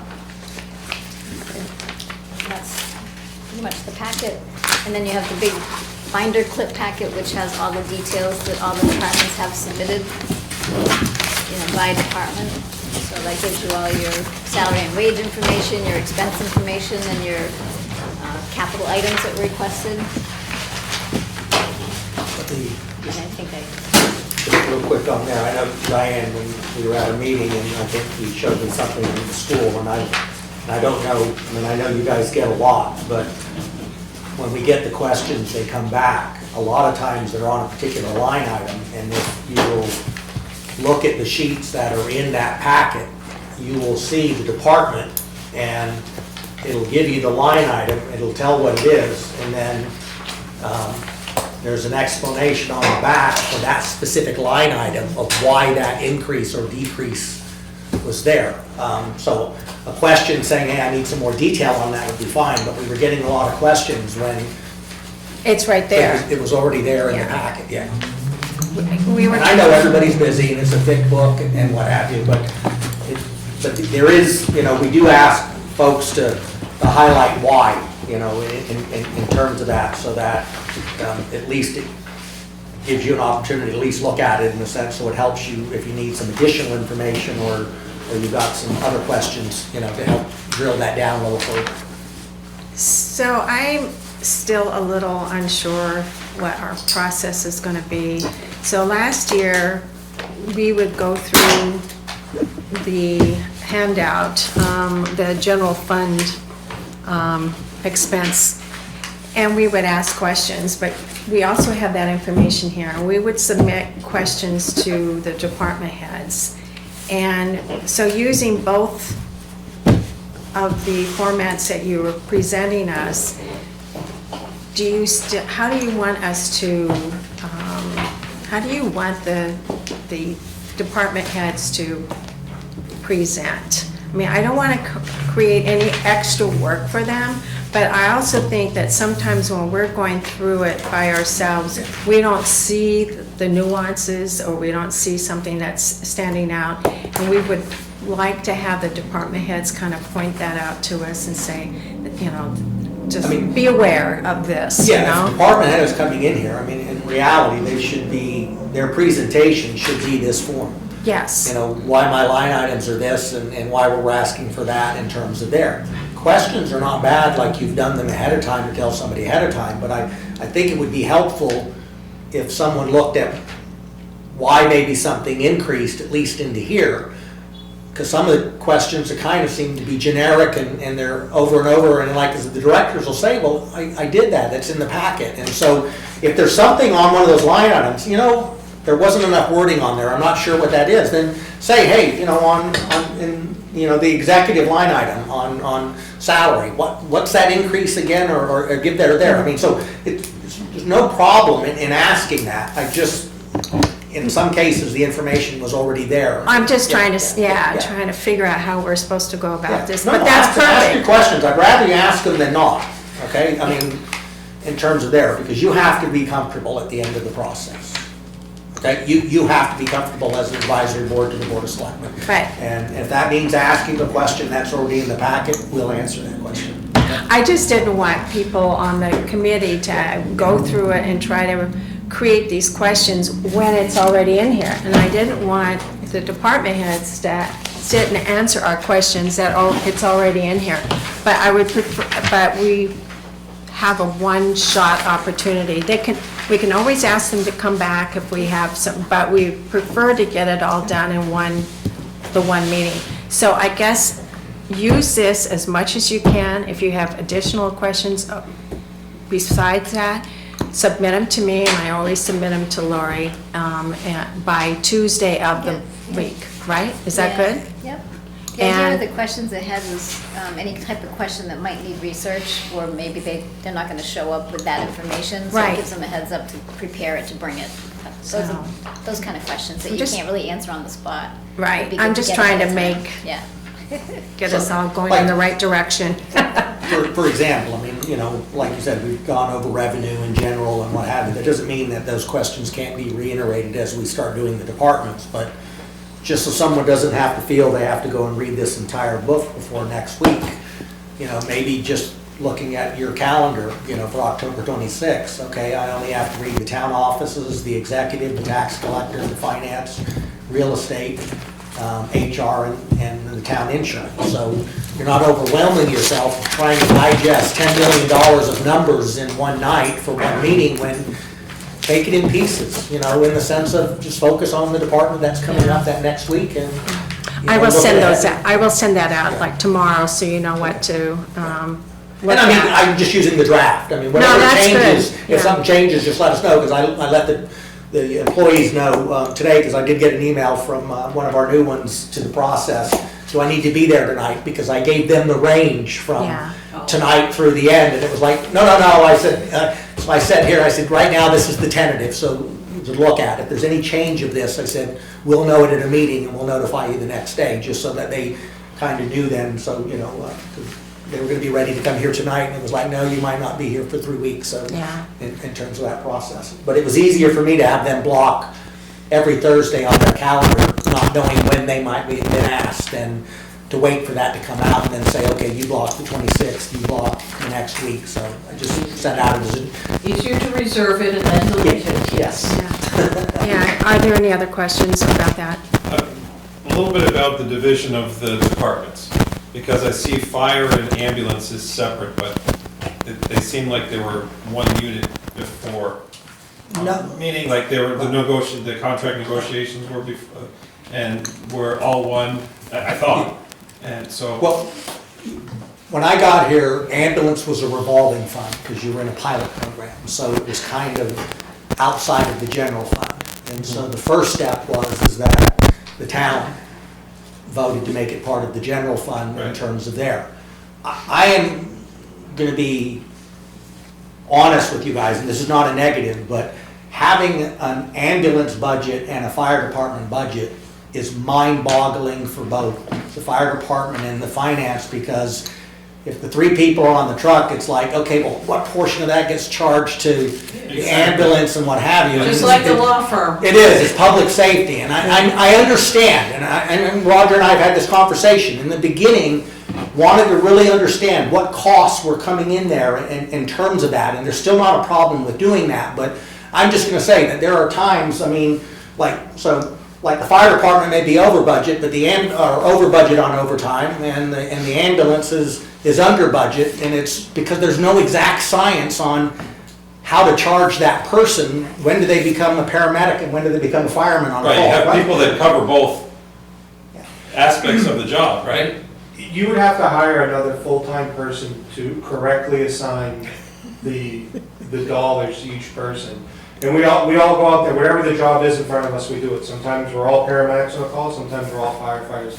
And the way that that overtime budget works is that individual employees are assigned a core job function because there's not a better way to do it in any of the IT systems. So the newest people we hire in, we call the EMS people. And sometimes they have the most overtime because they're forced if there's vacancies. And that's why sometimes there's one budget is so overexpended on overtime and the other one is so underexpended because there's not a way, I can't tell you what, we're at. The manpower needs to tell you on a minute-by-minute basis what the people are doing is just not going to be beneficial. Because it was new here, and I understand that, you went from a private provider to, bringing it in and there's cost in public safety. I mean, but we've also shown over time that, believe it or not, while we may not get all the revenue we bill, that's not really what it is. Let's look at the revenue you're getting. It's pretty much covering its costs in reference to the ambulance service itself in terms of revenue-wise. But I'm just going to say from a budget standpoint, anywhere else I've at, that you would got to fire an ambulance budget, and that would have been, you'd be looking at one line item for overtime, and it wouldn't be broken out by ambulance, it wouldn't be broken out by fire, it'd be overtime, and all your personnel costs would be listed in the one line item. So you'd be looking at that as public safety. We have a police department budget, and we'd have a fire department and ambulance budget. And a public works, highway Yeah. department, right? But if we become more regional on that, that's a whole different topic, Yeah, right? and in fact, the board knows, and I think Diane in the report that I Yeah. sent you, because of Franconia got factored in, so Lori always backs out Franconia, so when I tell them we're under or over budget, it's based on what was the general fund that was approved last year, because there's now a section. We have a third budget in the fire department. Yeah. So It's yeah, pretty so- complex. Yeah, so you've got fire, you've got ambulance, and you've got Franconia. So all their calls will be over on their budget, right? No. No? Again, I need a full-time person to track, hey, we had a call in Franconia today, we had 2 hours of recall, and the crew that was on, and they used 3 IVs, and there's just, so the way the Franconia budget works, the essence of it is we took some whole numbers to try to determine like fuel, maintenance, supplies, that type of stuff. If we ran 1,000 medical calls before Franconia and we're adding 20% more with Franconia, let's figure out what 20% of those supply costs are and apply that. So we did it in a broad brush. But the big driver of the Franconia budget is personnel. Because we can't do the mission in Franconia without the firefighters actually go down there and do it. And so they're covering the cost of full-time personnel. Wait, is that the 4? Correct. Okay. So there's additional fees on top of that, that are in that contract. It's something I'll walk you through When the we do time our- comes, When yeah. we do our budget. Yeah. Okay, I wasn't trying to get into anything else other than, it seems odd that ambulance and fire is separate, too, because And I think it was because it went from the revolving in, and like I said, this is not a negative, but I mean, the board kind of wanted to make sure those costs weren't being buried and they really understood what the actual costs The are. true cost to run the ambulance service, okay, to compare it to what it would cost to contract it. had we, and And that's especially what since we my used to goal was on contract that it. whole thing. Yeah. Okay, makes Um, sense. But I can tell you right now that we never got the true cost of what it costs for the ambulance service because, like Chad was saying, it's just, So hard to, you don't have How do you enough split people it up? to keep an eye on what's going on, so maybe it is time to put it into one. Yeah. So, all right, we'll talk The about the that. numbers won't change, but it would make the internal accounting and reporting a lot simpler for us and reporting and looking at police and fire together combined to make a public safety budget. So you'll see the two totals, so then you will see them separate, so you'd have police, you'd have fire, individuals, and then public safety, $3 million. I'm just pulling a number, out of the air, but it is difficult, the way it's set up right now. It is difficult from an accounting standpoint.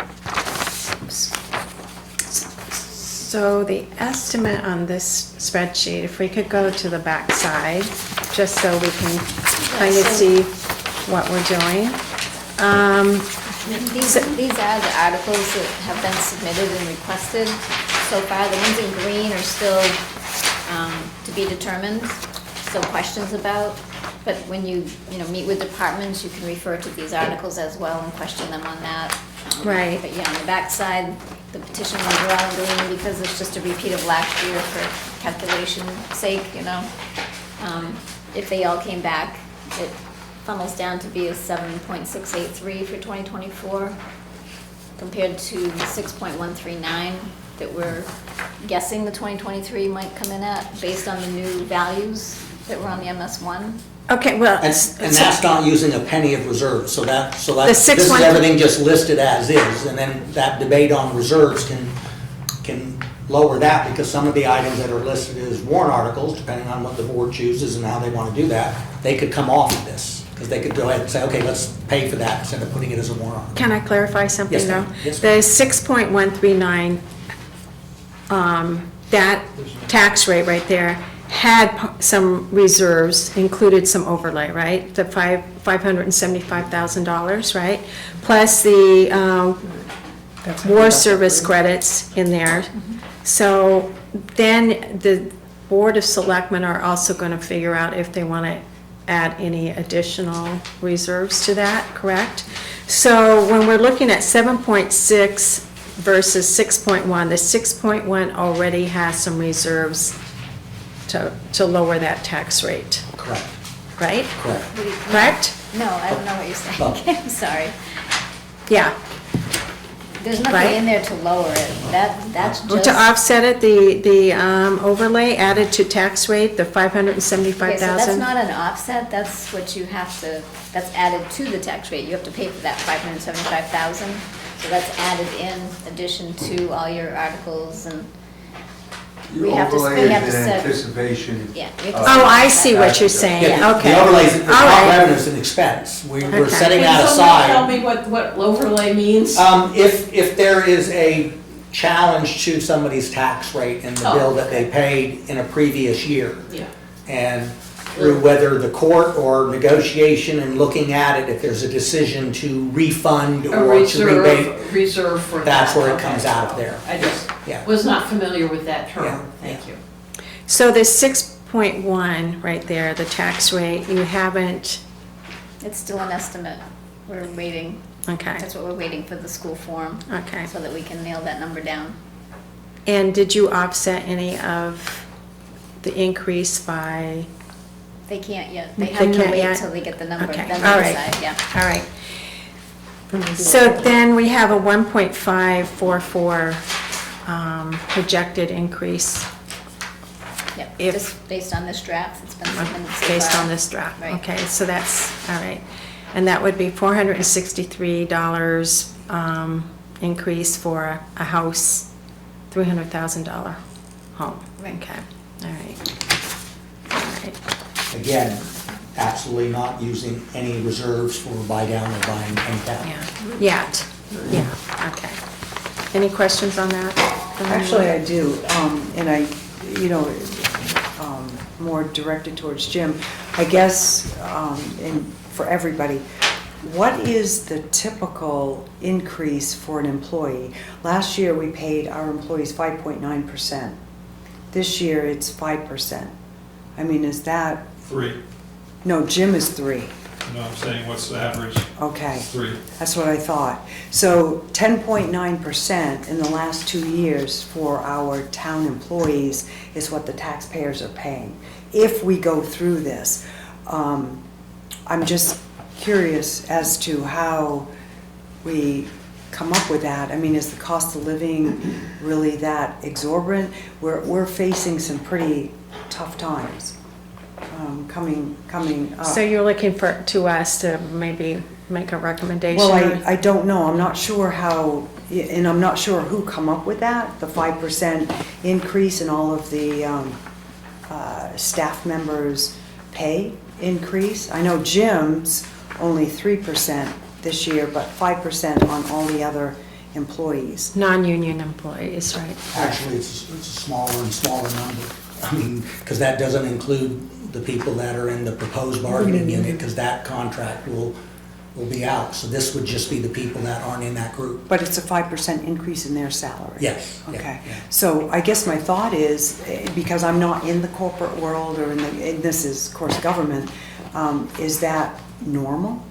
Or is that, I mean, like you said, John, it's 3%, normally it's 3%. So is there a way, I mean, I know that last year, we had this discussion with the school, and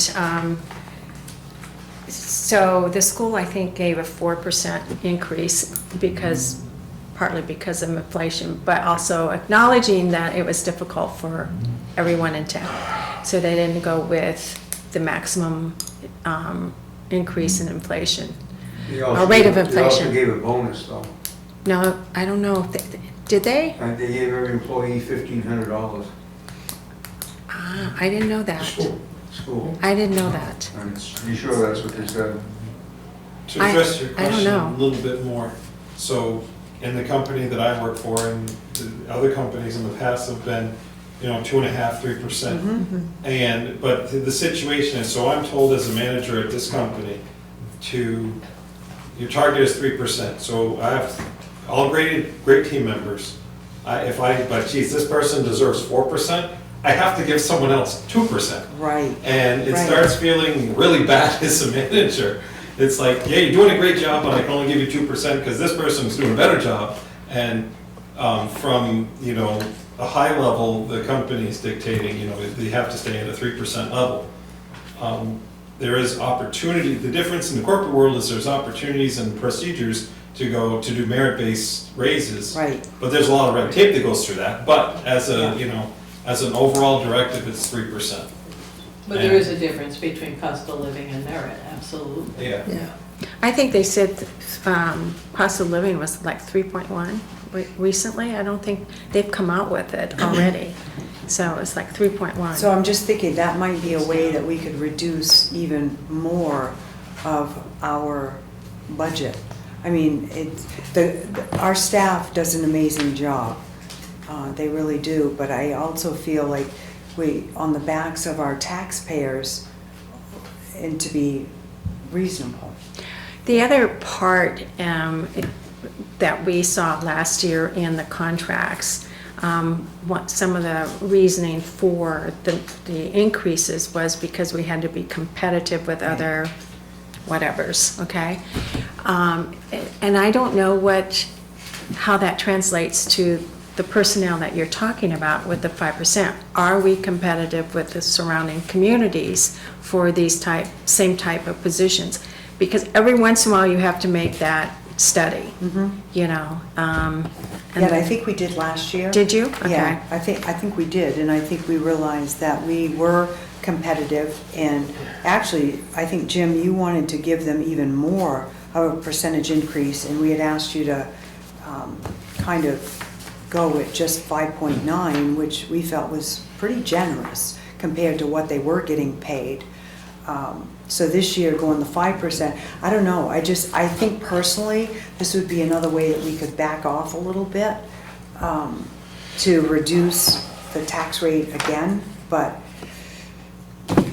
Well, and inflation figures are showing that it's trending down. It isn't like Exactly. what it was a year ago, so I think we don't want to get caught in that mode of, wow, this is what we did last year. Right. Because things are trending downward. And so I think you've read about what Social Security is doing for the year going Yes. forward. It's nowhere near what it was a year ago when inflation was running at a very high rate. So I think that is one area that you should be looking at to get back to more regular levels of Is Social increase. Security gonna be 3.1? Yes. Yes. And they're jacking 3.12, the Medicare.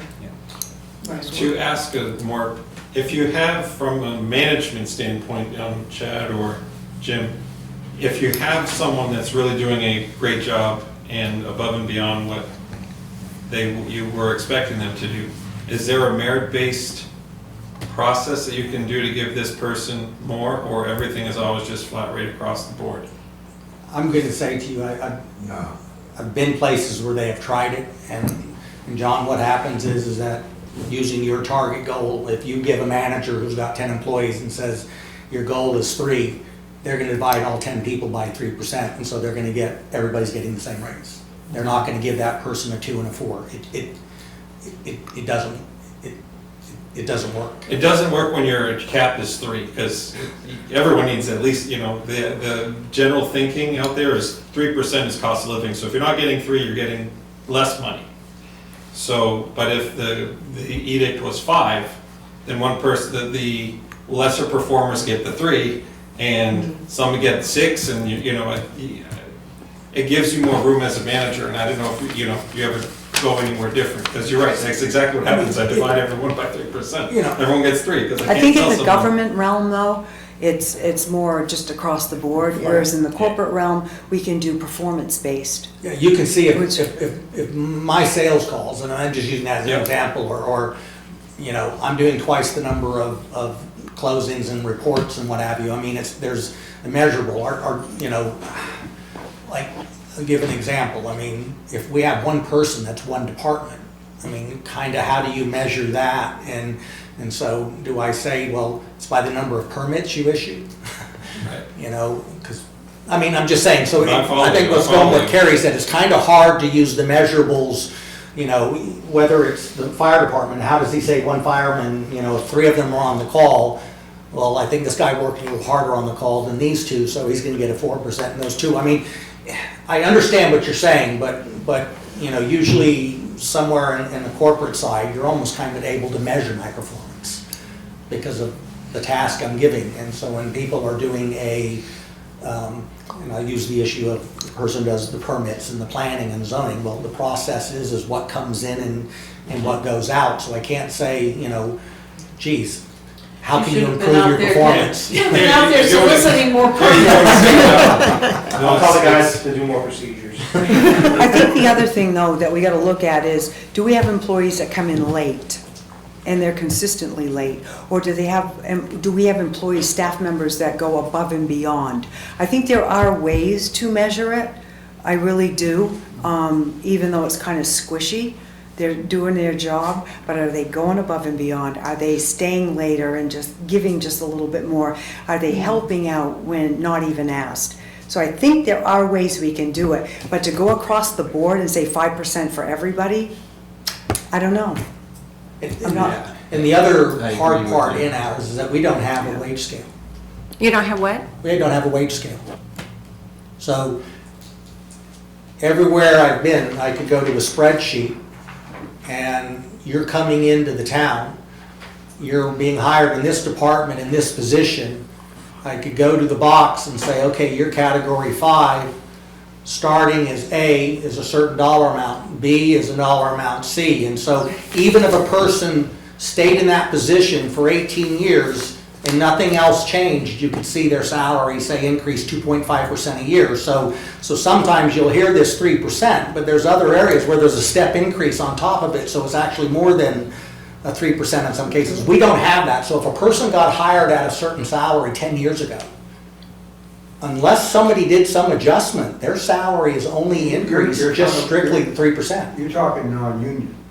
Right. Yeah. Yeah, because everybody else has got on that. That's same- right. Yeah, no, but the 5% is non-union. So that's what we're talking. Yeah, what you're saying now is very few people. Well, if this group gets a contract passed, yeah, I could probably count them in one hand, or 2 hands less. No, I'm not arguing the amount. You guys set that. That's not the issue there. But I'm just saying though, so there is a historic that if you came in and then say today we hire somebody because of the market rate, so in theory, someone could come in a comparable position and all of a sudden be making a lot more money than somebody who's been here for 10 years because all they've ever gotten was the historic 3%. Yeah, There's I been see no what change in their base. Yeah. I see what you're saying, that the years of experience here doesn't carry any weight. Okay. That's what you're saying, right? But you're saying that their starting pay would be greater than a current employee's Could be, pay? could Could be. happen. In non-union, and you can in the union, No, but well, you could. Because you have years of experience there, And yeah, then fire union, everybody starts on step one. yeah. yeah, okay. But anyway, but obviously, if you had. We don't have that kind of turnover, but I'm just saying that, yeah. But if you had a bookkeeper working that was hired 10 years ago at $12 an hour, and she's currently making 17, and you have somebody come in from another town who's had the same experience, or whatever, and she's making a lateral move. She'll make 20. That's what he's saying. He Very possible. Could be. At least 17, I mean, meaning, Well, yeah, but I'm just saying, but so, But if you hired that new person at 20, you'd also give that 17 a raise to 20. No, No. You wouldn't? no. No, no. I'm just telling you that, I mean, we have folks that I look at the hourly rate of what more of like the admin types of jobs, and I have no idea, rhyme or reason, how that got picked or how it got started. And I mean, and it came to me is when Lori had to put a sheet together for the lawyer involving this new bargaining group. It was like, oh my gosh, the But we're- differential between folks and. Jim, we're only gonna have one person anyway, so we're not gonna have two tax collectors. We've only got one. So if Amy left, we would replace her with potentially a higher salary. So we're not gonna have two tax collectors. Yes, ma'am. So, and then, we're not gonna have two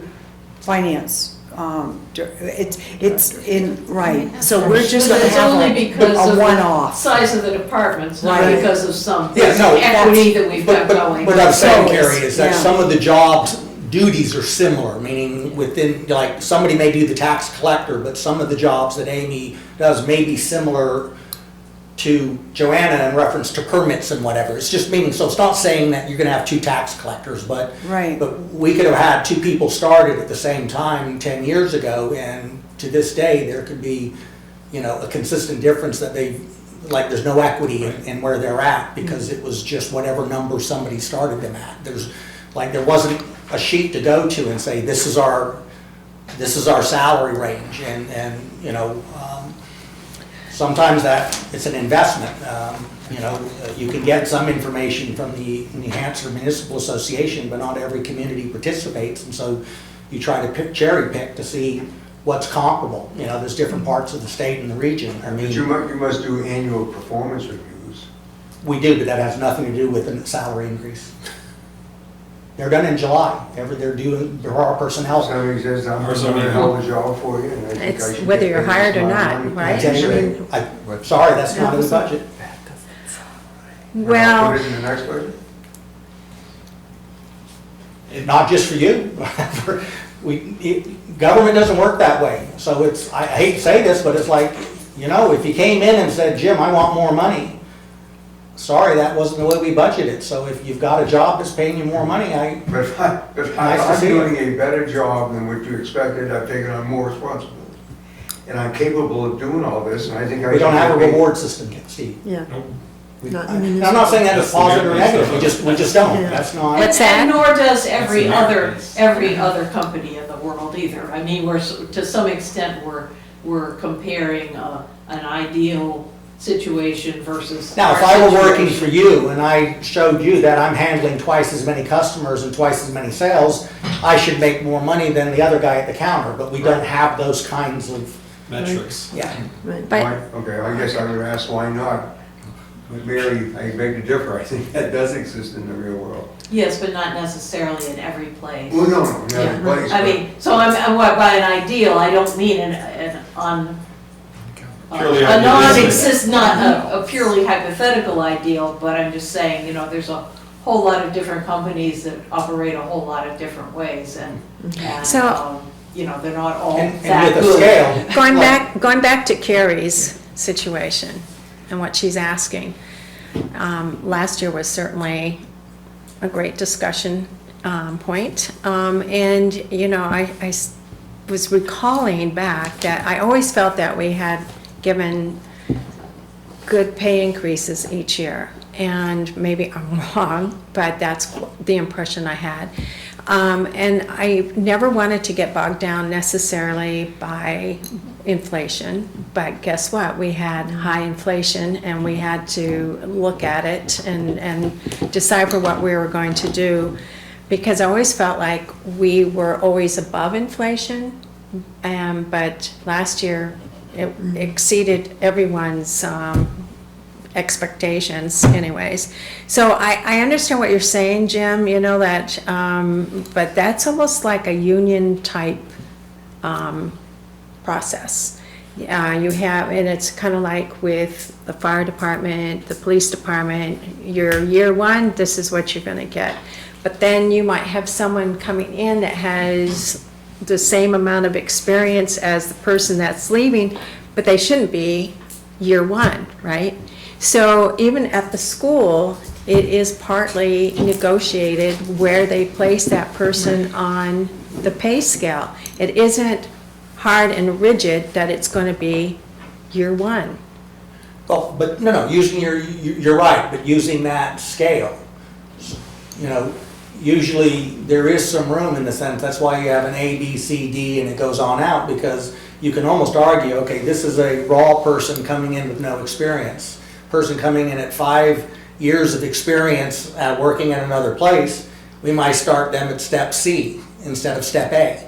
I'm just using that as a broad, not in Littleton, but I mean, so yeah, those management decisions are made, but you had a metric scale that you went to. You didn't ever have to make up a number or negotiate, well, will you do it for $23?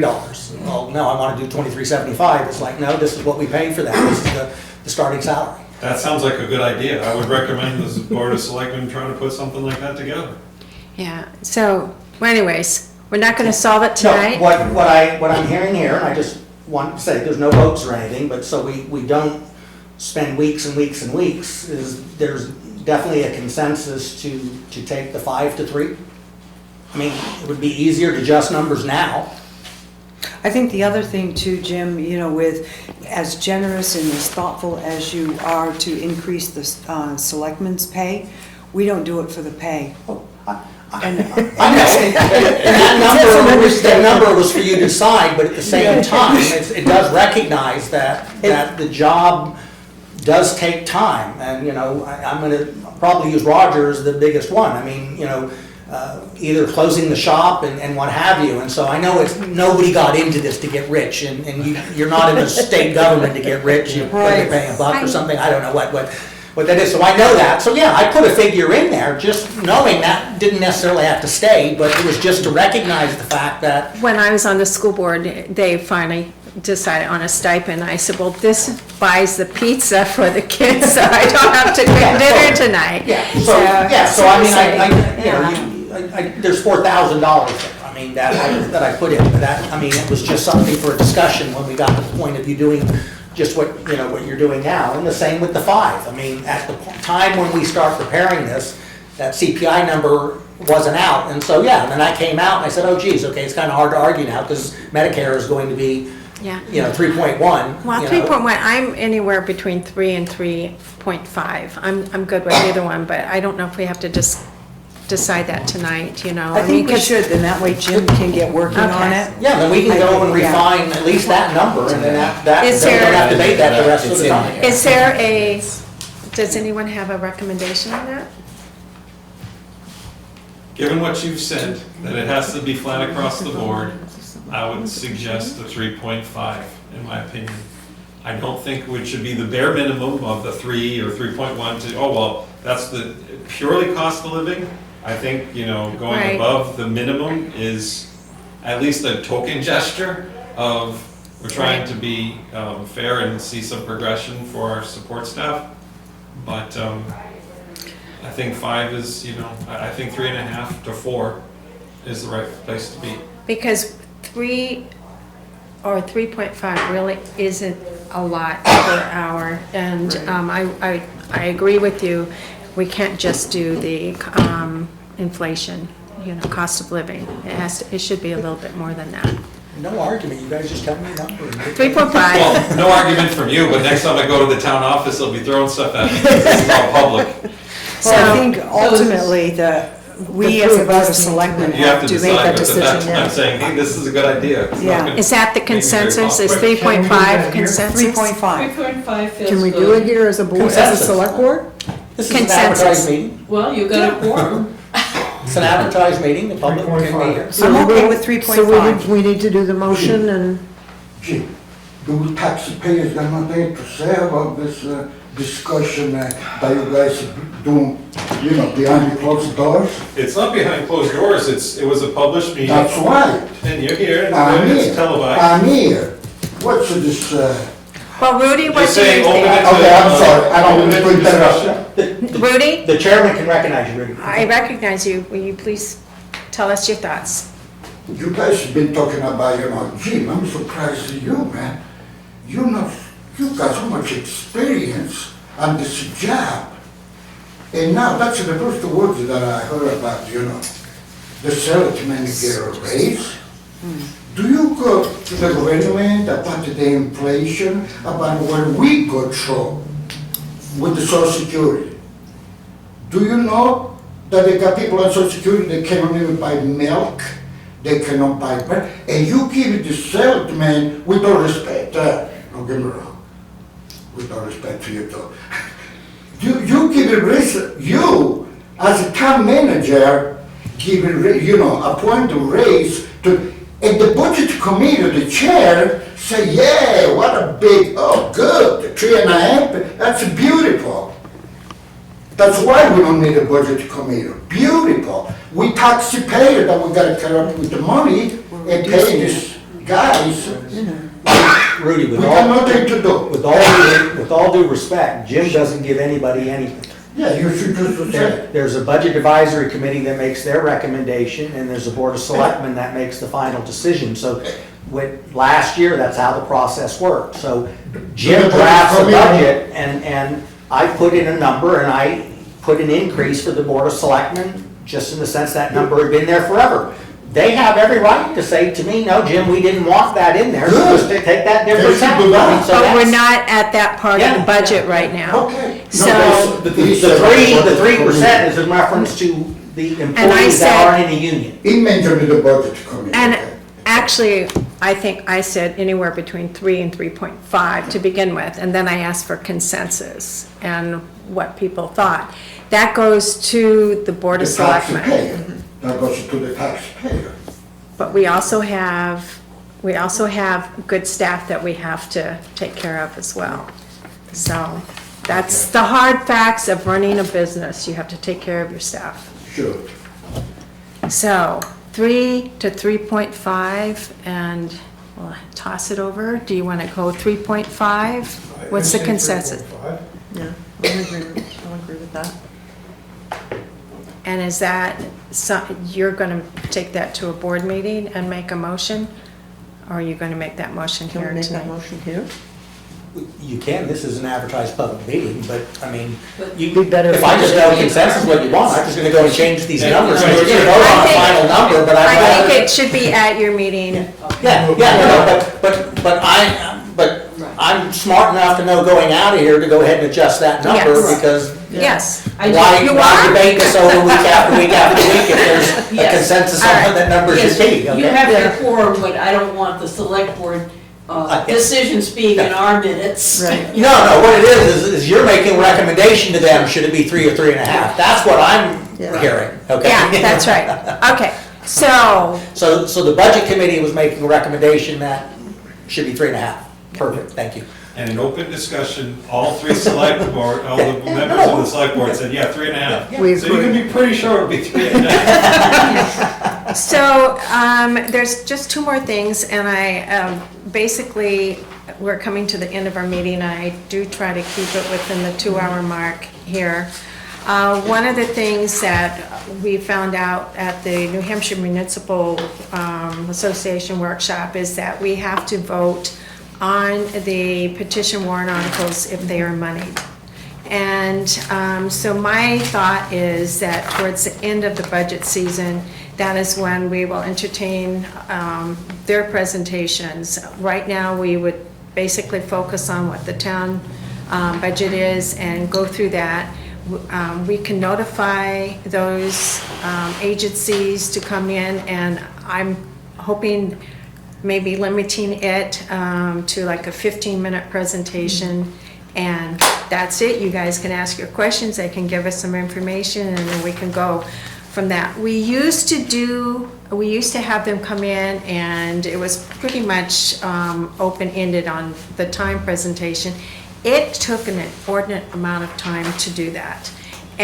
But yet, we need to do it, and we have new members to the committee who aren't familiar with all of the agencies. And plus, in the past, we asked any agency that was going to request more than what was voted on the year before, approved by the voters the year before, to come in and talk to us. And most of them have stayed level funded, so we haven't had that presentation. But I think because we have new committee members, do you want to have all of them come in and present, or just those that are going to be asking for more? Pick your poison there, so, because we could do them all. I'm thinking if we do it 15 minutes, that is one meeting, and that would be the December 21st meeting. There's 10, and I can actually slide one of them in some other time, but. Say limit it to 10 minutes. Yeah, limit it to 10 minutes, that sounds good to me. Any I mean, thoughts? technically, they've got to go on the ballot anyways. So the key to this would be, how are we going to vote? So we can vote either yes, no, or abstain. So the more we know about the organization could change our vote on it. Yeah, so That would be the, that do would be you the want key. that? Yeah, I mean, do you want to discuss it, or do you just want to vote abstain on all of them? Well, I mean, I would defer to the rest of the group too. I know there's some taxpayers that would say, if I want to donate to Second Chance Animal Rescue, I'll do it myself. You know, I don't want it coming on the backs of taxpayers' dollars. And that's how they vote at the ballot. That's right. That's right, but that they would vote. reflect on here to say abstain. And why is there a yes, why is there Take no? an abstain as a no. So it's, I mean, we have abstained in previous votes. So if we can guarantee that it doesn't reflect as a no, because in years past, if we didn't vote, it came as a no vote on there. It was recorded as a no vote. Oh, right. it is So- showing abstain on Yeah. here. Yeah. Yes, So no, we or can abstain. Yeah, and I think they confirmed that at the. So do we not the want to session. even entertain this at That's you all? guys' call. I mean, Okay, so we'll talk, we'll Yeah. think about it, and we'll put it on the next agenda, because we're coming to the very end at 6:53. And then the last thing on the agenda was supposed to be a 15-minute discussion. Do you all have anything else that you want to direct Dan and myself, or concerns that you may have during this process? And then when we get into the budget presentations, the department presentations, I'm hoping to use that 15 minutes for, because last year you had suggested that we have kind of a decompression time at the very end to really discuss different things. We may not have anything today, but count on the 15 minutes in future meetings, so.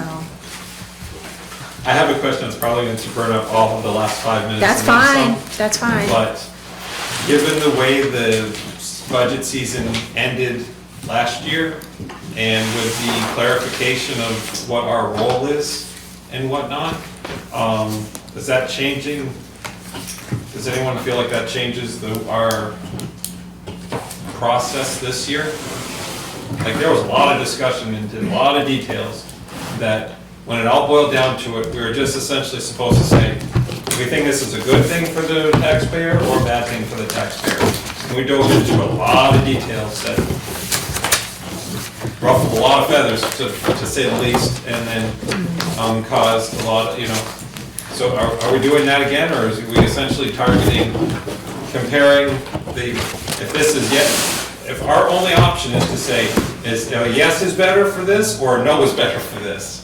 No, I think we And- don't, I've always said we don't rubber stamp, and we ask the Right. questions. I mean, And, I think as the department comes through based on debate and what have you, I mean, you guys have the right to say, well, I don't think we should get that piece of equipment, so our recommendation is we take that off. So I mean, so I don't think it's yes or no, I think it's the overall picture. There may be times when, it's like we've had, no, we don't think that tractor's ready, or whatever other piece of equipment. I'm just using that as an Yep. example. So it's not yes or no, I approve it. If you guys think it shouldn't be in there and that's your recommendation, that will go to the board and I would So say- no one's looking for any changes from the way things went last year? I just think that The only other thing that I remember from our discussion was that the board needed to make a vote within 2 weeks of seeing the presentation. Are you gonna adhere to that, or you try to adhere to that? Well, that's where I was trying to get to. Yeah. Where the bottom line, how much have you guys talked about it? Because when we're saying yes for this department and yes for another department, and then they all add up to be $1.70 Right. per, we can't go there, Right, right. So that's where it's hard to say, oh, yes, we're going to approve each department in a 2-week, when at the very end, it adds up to this number that we can't support collectively. So that is the difficult part Yeah. on that. Yeah, no, I understand that. So we will try our best. I was gonna say, but That's all we that can do. is set down in the policy for the advisory board, so if you can aim at that, that's great.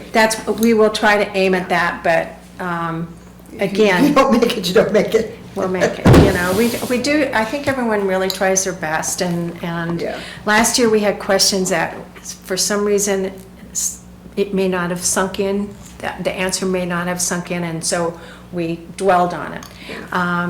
But again, when I'm looking at this, and until we know that, let's say right here, the $1.54 increase, something like that, $463,000 on a $300,000 home. Yeah, I can't say, oh yeah, every department, it sounds good, but when it ends up being a $1.54 increase, I can't support that. So we're just gonna have to play it. Well, and the by ear. other big thing is we're still waiting for the DRA to give us our tax rate, so that we can move forward as well. You can move forward, and then also, Yeah. figure out if you're going to be offsetting some of Right. these warrant articles Yeah. with the unexpended fund balance. Yeah. So, I mean, Will we be invited to the meeting, or made aware of the meeting when the tax rate is set? No. We do that in secret. oh Yeah, there'd be a public meeting. Yeah. I'm anticipating, based on talking with the tax collector, I know there's a date she needs to get bills out. but Right. Based on what I was told today, that wouldn't be a problem. If we have the numbers that we need within the next, let's say, couple of days or whatever, then that should be able to go on the November 10th. Is that the date? As I remember That would be a normal Board of Selectmen's meeting, that would be the regular scheduled meeting, so it may not require Yeah. like a special work session for them to do that at. We But can just do it as an agenda item on the next meeting. if you have it as a special meeting, Oh, or yeah. if you put it on the agenda for a regular board You'll be meeting, notified. please let us Yes, know. ma'am. Yes, ma'am. Is that good, Absolutely. Steve? Absolutely. Is it- Absolutely. Okay. Yeah, it would be the 13th of November. 13, thanks. I didn't Yeah. have the calendar in front of me. And Okay, do it. Can I have a motion for adjournment? So moved. Second. All in favor? Aye. Thank you.